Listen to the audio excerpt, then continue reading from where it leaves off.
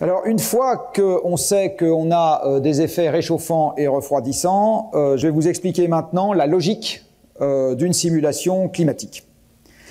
La logique d'une simulation climatique, elle demande de mettre deux choses en entrée de la simulation. Elle demande de mettre en entrée la représentation du système physique, donc un modèle de climat, et elle demande de mettre en entrée l'hypothèse avec laquelle on va perturber ce système physique, c'est-à-dire des émissions. Alors historiquement, j'ai conservé la présentation de cette manière parce que historiquement c'était comme ça que c'était fait. Maintenant ça a un peu changé, je vais vous expliquer quoi. Historiquement, le cheminement qui était présenté était le suivant. On fait une hypothèse sur les émissions de gaz à effet de serre.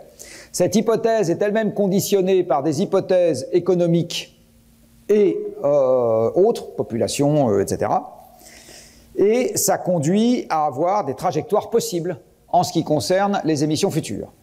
Alors notez une chose importante, c'est que dans le scénario d'émissions ainsi fait, les émissions résultent de l'économie qui appelle de l'énergie. Et donc par rapport à ce que je vous ai expliqué au premier cours, il y a une inversion de causalité dans la façon de faire le scénario, puisque c'est normalement, vous avez de l'énergie et ça vous fait à la fois des émissions et de l'économie. D'accord? Donc la véritable hypothèse d'entrée, c'est pas l'économie qui appelle l'énergie, c'est l'énergie qui par ailleurs fait de l'économie, qui fait des émissions et qui fait aussi de l'économie. Donc on devrait avoir deux sorties d'une même entrée, qui sont le PIB et les émissions, et non pas les émissions comme sortie du PIB. C'est clair ou pas? C'est bon, hein? C'est exactement ce que j'ai expliqué au premier cours.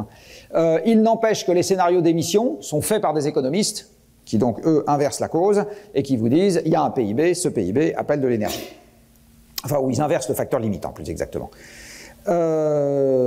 Donc vous avez des scénarios d'émissions et ces émissions, elles montent, elles descendent, c'est des hypothèses par principe. Une fois que vous avez les émissions, vous faites rentrer ça dans un premier étage de modélisation, donc là vous avez déjà de la modélisation, dans laquelle vous avez des évolutions de la concentration en gaz à effet de serre. Parce qu'en fait le vrai forçage du climat, c'est l'évolution de la concentration en gaz à effet de serre. Si vous avez des émissions qui augmentent et que dans le même temps les puits augmentent, votre concentration ne bouge pas et donc il n'y a pas de forçage du système climatique. Hein, pour qu'il y ait un forçage du système climatique, il faut que ce soit l'épaisseur de la couverture, c'est-à-dire la concentration qui augmente. Alors aujourd'hui, dans les rapports qui sont présentés par le GIEC, ce que vous avez, c'est directement des évolutions sur la concentration. Donc quand vous voyez écrit RCP quelque part, maintenant, dans les documents scientifiques qui parlent de simulation climatique, ça veut dire Representative Concentration Pathway, et donc c'est directement des hypothèses qui sont faites sur l'évolution de la concentration. Et de là, on dérive les scénarios d'émissions possibles. Cette évolution de la concentration, on va donc la donner à manger à un modèle de climat, et ce modèle de climat va faire aïe plus ou moins fort, et il va vous dire comment il fait aïe. D'accord? Donc on va passer beaucoup de temps aujourd'hui à regarder ça. Donc il va vous dire ça chauffe, ça brûle, ici ça se refroidit là, ça fait mal, ici je me prends une inondation, là un ouragan, enfin l'ouragan c'est plus compliqué, etc. Donc le modèle de climat va vous dire ce qu'il voit dans l'évolution du système climatique. Dans les modèles les plus avancés maintenant, on a une rétroaction entre la concentration et le modèle de climat. Alors un exemple, si vous avez un climat qui dérive de manière trop rapide et les écosystèmes qui ne peuvent pas suivre, une partie des puits à CO2 s'affaiblissent, les écosystèmes meurent, donc vous avez moins de photosynthèse, le CO2 est moins bien repris de l'atmosphère, et du coup, à émissions identiques, vous avez la concentration qui augmente plus vite. Hein? Eh bien, ces phénomènes d'asservissement sont pris en compte dans les modèles les plus récents. Par contre, ce que même les modèles les plus récents ne prennent pas en compte et ne prendront, à mon avis, jamais en compte, même ceux qui prétendent faire du couplage avec l'économie, c'est la rétroaction sur les hypothèses d'entrée. C'est-à-dire qu'il n'y a pas un modèle qui vous dit « Ah ben là, le système climatique a dérivé tellement vite que c'est pas compatible avec le fait qu'on maintienne le PIB actuel. » D'accord? Ça, il n'y a aucun modèle de climat qui vous raconte ça. Avec donc cette particularité, cette bizarrerie, on va dire, c'est que les simulations qui vous donnent les résultats les plus désagréables en ce qui concerne le réchauffement climatique vont avec les scénarios d'émissions les plus importants, qui, dans la façon dont ils sont rédigés aujourd'hui, vont aussi avec l'économie qui se porte le mieux.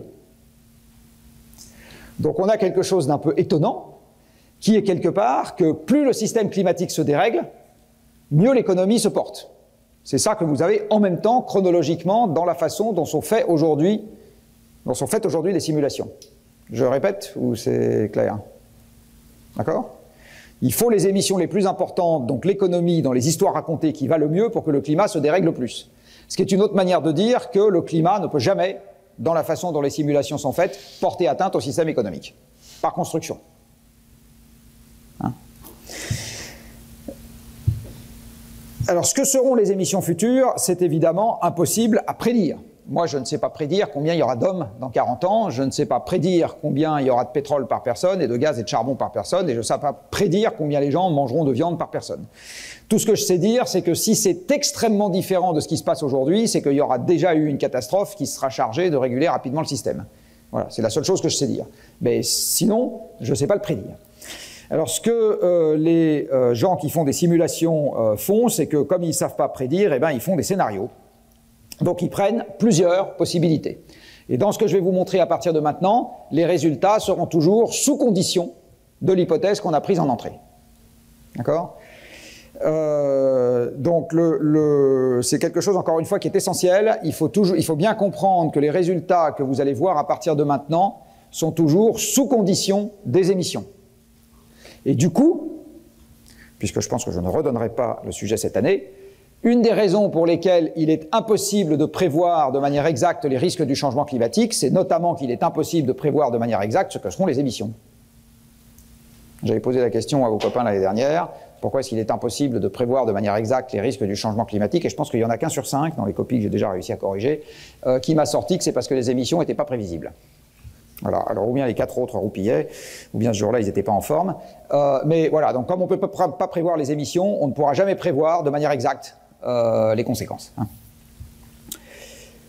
Alors voici déjà ce que donne une mise en perspective du premier étage de la modélisation, c'est-à-dire passer des émissions à la concentration. Alors encore une fois, maintenant, je rappelle qu'on fait le chemin à l'envers. Hein. D'abord, on a des RCP, et de là, on dérive les trajectoires possibles sur les émissions. Hein, c'est comme ça que ça se fait aujourd'hui.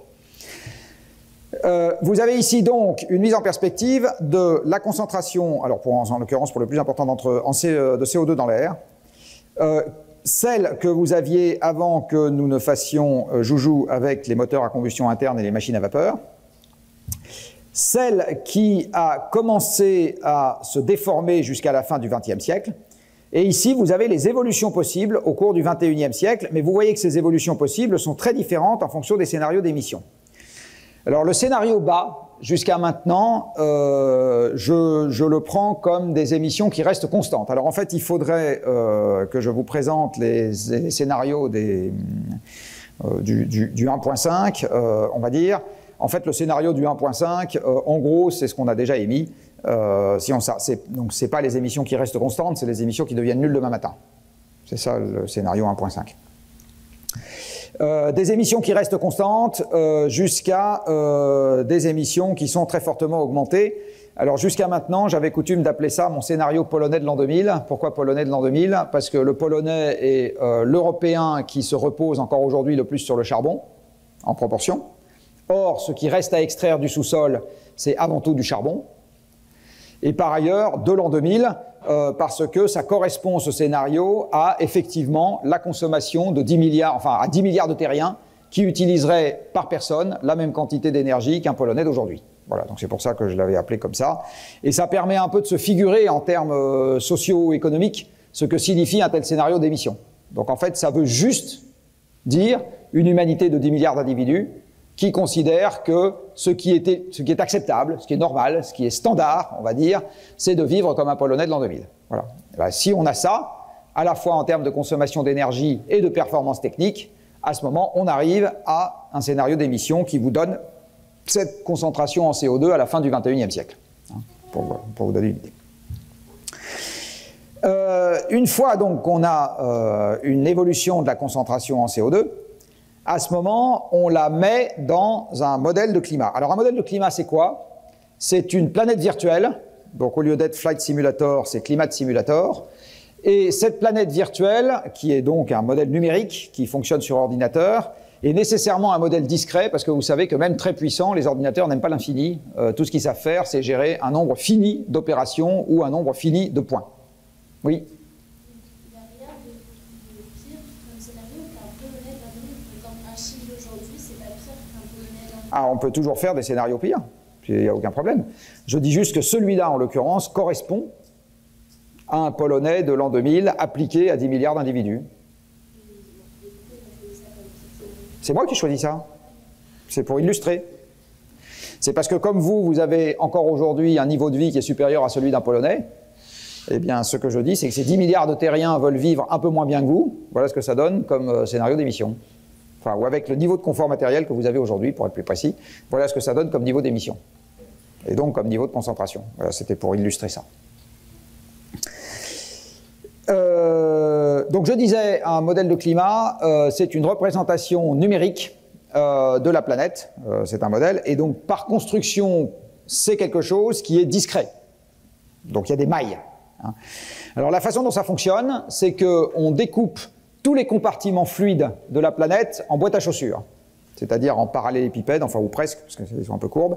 Alors c'est des parallélépipèdes pour clowns, hein, ou pour personnes ayant les pieds très plats, parce que typiquement la longueur sur l'horizontale, c'est quelques dizaines à 100 km, on va dire 100 km en ordre de grandeur.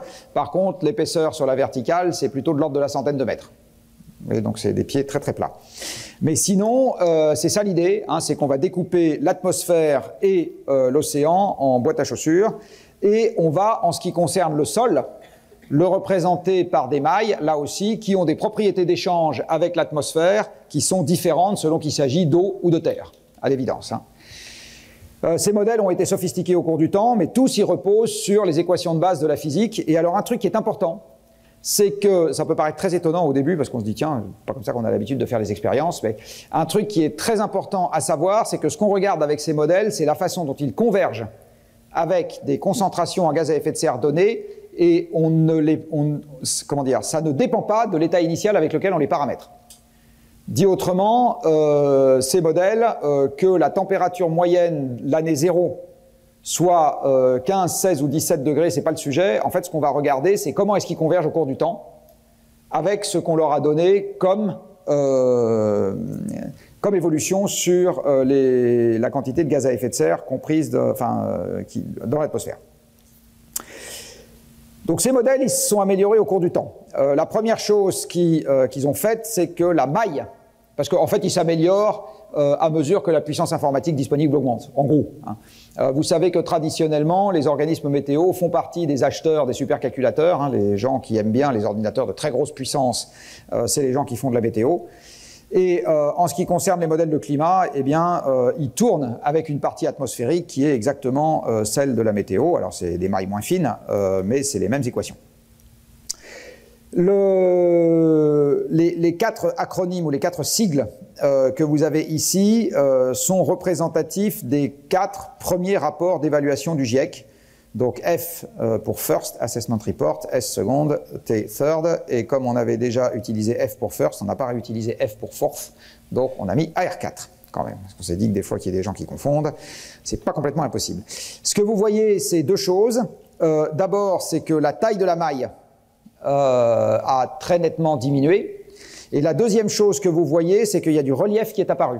C'est-à-dire qu'initialement, le sol était plat, et en fait, ce qui était différencié, c'était l'eau et la terre. Et sur la terre, vous aviez la végétation et la terre non recouverte qui étaient différenciées. Mais ce n'était pas différencié au niveau du cycle du carbone, c'était différencié au niveau de l'albédo surtout. Hein, c'est-à-dire de pouvoir de réflexion de la surface. Et puis vous voyez qu'avec le temps, on fait apparaître du relief, c'est-à-dire qu'on fait apparaître une capacité à différencier en altitude ceux qui occupent une maille, si c'est de l'atmosphère ou si c'est du sol. On a également très forte... Oui.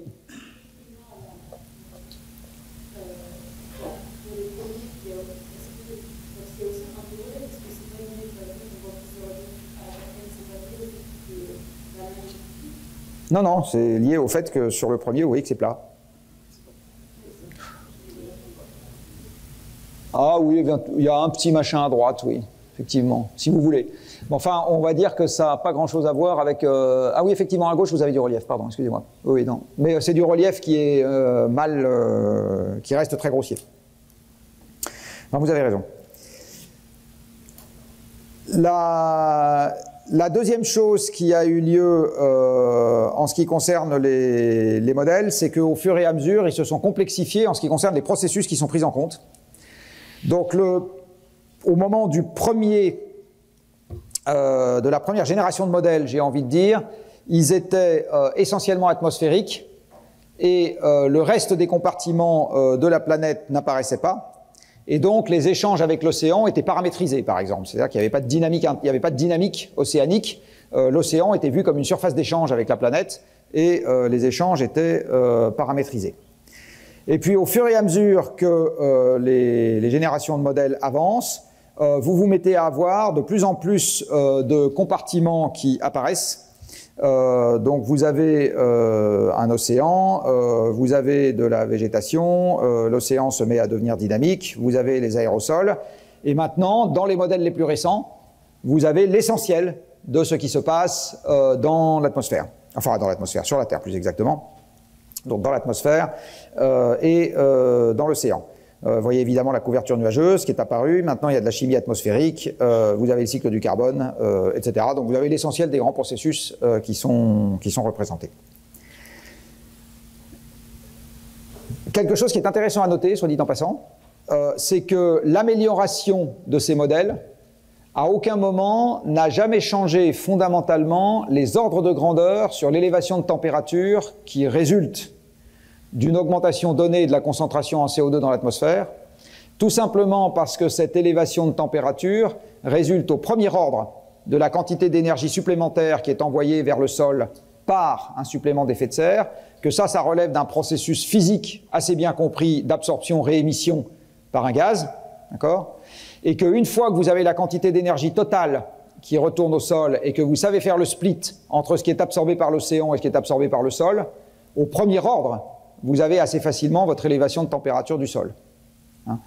Donc la raison pour laquelle la sophistication des modèles, elle permet de mieux approcher un certain nombre de phénomènes locaux, notamment, elle permet d'améliorer la résolution spatiale en ce qui concerne ce qui va se passer.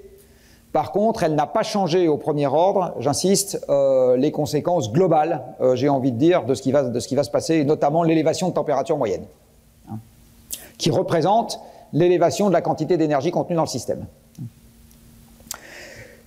Les modèles climatiques, comme tous les modèles quand ils sont utilisés par des gens qui savent à peu près ce qu'ils font, la première chose en fait qu'on fait une fois qu'on les a mis au point, c'est de les tester sur le passé. Quand vous avez un modèle, la première chose que vous faites pour vérifier que ça marche, c'est de le confronter à ce qui s'est passé auparavant. Alors, soit dit en passant, il n'y a pas un modèle économique qui passe la rampe de ce genre de truc, sauf si vous modifiez les paramètres année après année pour être sûr que ça colle. Mais sinon, ça ne marche pas. En ce qui concerne les modèles physiques, c'est exactement comme ça qu'ils sont calibrés. Et donc, c'est exactement comme ça qu'on calibre les modèles de climat. Ce que vous voyez ici, c'est, donc comme tout graphique du GIEC, il y a énormément d'informations. C'est la façon dont un ensemble de modèles, de mémoire, il y en a une vingtaine là-dedans, se confrontent à ce qui a été observé en ce qui concerne l'évolution des températures. Donc, en ce qui concerne l'évolution des températures, vous avez sur chacun des graphiques qui représentent soit une zone, ici, soit l'ensemble du monde des terres émergées ou des océans, en bas. Eh bien, vous avez ce que vous racontent les modèles quand on les laisse évoluer avec une évolution des gaz à effet de serre qui a été ce qu'elle est, en rose. Vous avez en noir ce qu'ont vraiment donné les relevés de température, vous voyez, partout. Et donc, ce que vous voyez, c'est qu'à quelques anomalies près, à cette époque-là, par exemple sur l'océan, eh bien, il y a, et donc il se répète un peu qui passe un peu sur le global, là, eh bien, vous avez quelque chose qui, les modèles vous reproduisent assez bien la tendance générale sur la variation des températures sur la période. Alors, les mêmes modélisateurs se sont amusés à regarder ce qu'aurait donné le modèle, qui reproduit ce qui s'est passé, si les émissions de gaz à effet de serre n'avaient pas augmenté. Et à ce moment, ça vous donne la courbe bleue, enfin ou plus exactement l'enveloppe bleue. Donc l'enveloppe bleue, c'est l'enveloppe de toutes les simulations qui sont faites avec des modèles de climat dans un monde virtuel où les hommes n'ont pas émis de gaz à effet de serre. Et à ce moment, ce que vous voyez, c'est que globalement, les températures restent à peu près constantes, hein, le système est à peu près stable, alors que quand vous mettez les émissions de gaz à effet de serre, le système dérive. Voilà, donc ce genre de test est quelque chose qui est absolument indispensable pour accorder de la crédibilité à ces outils numériques pour ce qu'ils vont raconter pour plus tard. Je ne vous l'ai pas amené aujourd'hui, mais vous trouvez sur Internet, c'est pour ceux d'entre vous qui iront chercher, des simulations, alors là pour le coup en temps réel, de ces modèles de climat qui simulent la Terre vue de l'atmosphère. Et donc, il y a une comparaison entre des images satellites réelles, d'un côté, et une représentation avec un modèle numérique de l'autre. Et quand vous comparez les deux, faites le test avec quelqu'un en double aveugle, en général, les gens ne savent pas dire lequel est lequel. D'accord ? Donc aujourd'hui, il y a également une qualité de représentation extrêmement fine en ce qui concerne la capacité de ces modèles à représenter qu'est-ce que je veux dire ? Visuellement, le système.